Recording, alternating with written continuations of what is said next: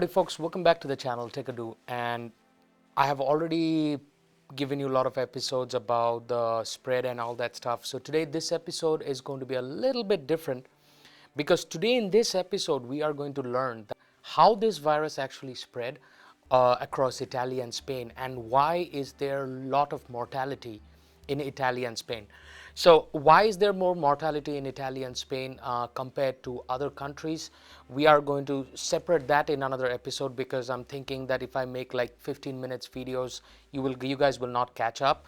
So folks, what we are going to do is that at first today we are going to talk about how this virus spread, and I'm going to shoot this episode today also, but then on the next episode we are going to learn that why this virus has more mortality for Italy and Spain. So let's begin the episode. Welcome to the channel Techado. If you do not know about this channel, if you have hopped into the channel, this is a part of a series that I had started, and that already has 4 videos. Go ahead and watch those videos at first so that you are well versed with what I'm talking about, and then please do come back and watch this episode. So let's begin the journey. On my iPad, I have written down a small table. I'll be showing you the table on this side, and that's the reason I've kept this part of the screen empty today.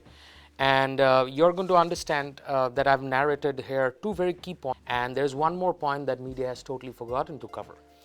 So at first, events, and this thing is now coming to forward that events are the ones that are responsible for the spread in Italy and how this event spread. So February 19th, this is what happened on the left-hand corner. Very interesting match in UEFA League, which was between Atlanta and Valencia was going on. They were supposed to have 2 matches. The first one, 4-1 was the result and everything. As you can see right now, that these are copyrighted footage, so I cannot put it in front of you, so I have to use a small window section for demonstration purposes.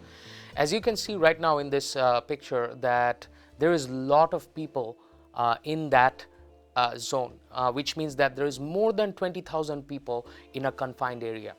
What does that show? That shows that February, this thing had already spread by January, because China was not effective enough to stop this by January and Feb. And this brings to a perspective that do not blame a country. You should have, Italy, Spain, and all of us should have closed down this border, stopped travel from like early cases of February, because we knew about SARS coronavirus 1. We did not do that, and now since we are at fault, you have to blame somebody. So that's the reason we are blaming that, okay, this is a Wuhan virus, this is a Chinese virus, blame it on China. No, don't blame it on China. We did not do our part. So here it comes. You will be seeing that 19 February, everybody's talking about this match. This match has been overhyped. But on 8th of March, which is Women's Day, there were more than 10 to 15,000 women in that march. Now, remember this, 19th Feb, you got a match filled with men and women out there who watched the match. 8th of March, within a span of 20-25 days, there was another, demonstration. That demonstration attracted a lot of global media, attracted a lot of tourists, a lot of people came from different cities to participate in that. And later on, let's roll back and check the city of Milan. In city of Milan, you will see that they had to go through. So after everything went off, how did they go home? They went through buses, they went through metros, they went through common transport or regular public transport, and went to their home. Now, this is a prime month, and this month was so major that the government did not take any step in that month, because I am pretty sure, and you guys are also sure, that we knew about this. In the media it was on till from Feb that there is a virus going on, and nobody of us paid any attention.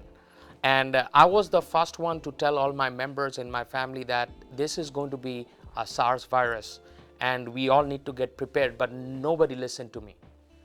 Well, so here comes the scenario. The scenario is this, that this is how it spread in Italy.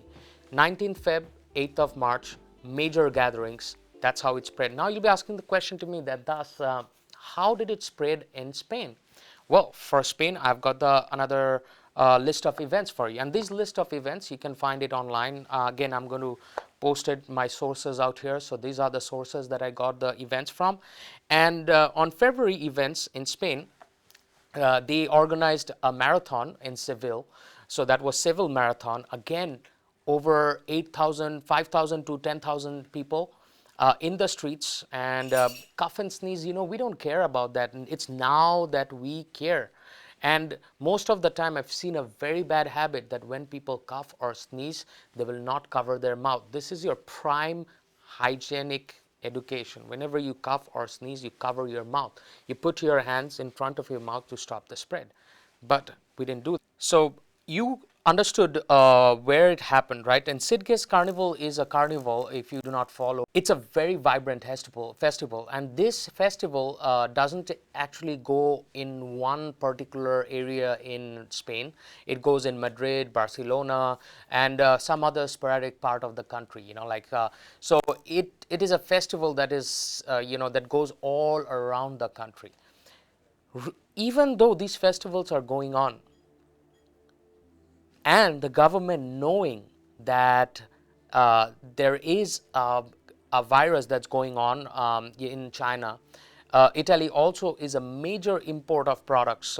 They are major importer of products, machinery parts and everything from China. They did not want to shut this down. They thought that China is going to restrict it. But the thing is that who is going to stop a traveler point? And the important point is clueless travelers. Clueless travelers are the travelers that are most dangerous when it comes to viruses, infections, like spread of viruses like this. Because a clueless traveler only knows that where he's going, what's his or her destination is, what are their plans for the destination, and that's it. They do not do any sort of research on epidemiology. They do not do any sort of understanding of what's going on. Remember this, guys, whenever you guys are traveling, it's of prime importance, which area you're traveling, what are all the diseases that are in that area. It is of prime importance that we do that research before we jump in and travel to another country. Well, that was it, guys. That was all for the episode today. I hope you guys learned something today. And the reason I do these episodes is to make you understand and give you an exact depiction of what's going on. This is not a conspiracy theory. Today I'm saying it.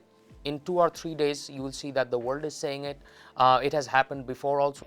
I told you in the last episode that US is going to reach up to 200,000 in cases, because now the cases are getting diagnosed, and it is going to happen. So thank you for watching, and see you guys on another episode. Another episode I'm going to shoot right now actually, but I'm going to post it later on. So stay tuned for the next episode.